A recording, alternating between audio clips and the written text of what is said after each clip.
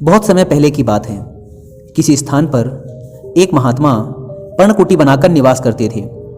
महात्मा बहुत सीलवान, परम दयालु और निष्प्राही थे। जहाँ वे एक और एकांत में एकाग्रचित होकर ईश्वर का ध्यान करते थे, तो वहीं दूसरी ओर अपने पास आने वाले दुखी लोगों के दुख का निराकरण भी अवश्य करते थे। उनके सद्गुणों और सेवा कार्य से भगवान बहुत प्रसन्न हुए। उन्होंने वरदान देने के लिए एक देवदूत को धरती पर उनके पास भेजा। महात्मा ने देवदूत का हृदय से सत्कार किया और उनसे उनके आने का कारण पूछा।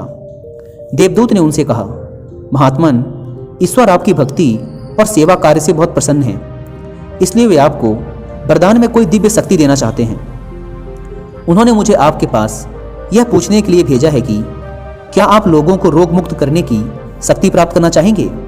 महात्मा ने विनम्रता से उत्तर दिया, हे देव, भगवान मुझ पर प्रसन्न है, यही मेरे लिए सबसे बड़ा वरदान है।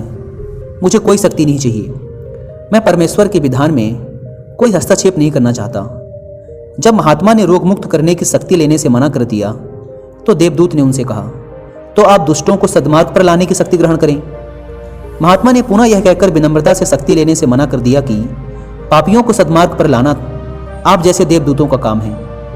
देवदूत बड़े आश्चर्य में पड़ गए। उन्हें विश्वास नहीं हो रहा था कि महात्मा ने इन शक्तियों को लेने से मना कर दिया था। वे उनकी भक्ति भावना और अनासक्ति से बड़े प्रसन्न हुए। उन्होंने महात्मा से कहा, हे महात्मन, आपने तो मुझे बड़े संकट में डाल दिया है। ईश्वर की आज्ञा अनुसार मैं आपको कोई शक्ति दिए बिना वापस स्वर्ग नहीं लौट सकता। कृपया आप कोई शक्ति अवश्य स्वीकार कीजिए। महात्मा कुछ देर तक विचार मग्न रहे।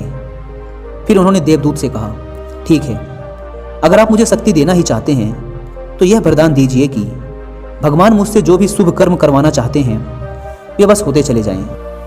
मैं जहां से भी गुजरूं वहीं पर लोग रोग मुक्त होते चले जाएं।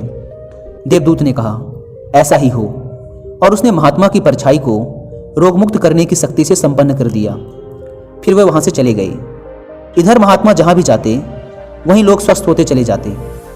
ना तो महात्मा को और ना ही लोगों को कभी यह पता चल पाया कि कैसे उनके कष्ट दूर हो गए। महात्मा को कभी इसका बोध नहीं हो पाया कि वह ईश्वर के कितने करीब थे।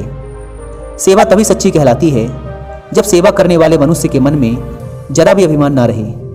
एक मशहूर कहावत है कि जब दान दिया जाए तो उसे इस तरह दिया जाए कि दूसरे हाथ को भी पता ना चले। अभिमानी रहते सेवा संभव नहीं है। जो सेवा के बदले नाम की चाहत रखता है वह कभी सेवा कर ही नहीं सकेगा, क्योंकि कृतज्ञता का गुण प्रत्येक मनुष्य में होता ही नहीं, और प्रशंसा ना मिलने पर वह सेवा कार्य छोड़ बैठेगा। याद रखिए, सहानुभूति, दया और उदारता के बिना सेवा संभव नहीं है। महात्मा गांधी ने भी कहा था, जो मनुष्य जाति की सेवा करता है वह ईश्वर की ही सेवा करता है। एक बहुत ही महान संत बासिल ने भी कहा था, एक पेड़ की पहचान उसके फल से होती है और मनुष्य की पहचान उसके कर्मों से। एक अच्छा काम कभी गुमनाम नहीं रहता।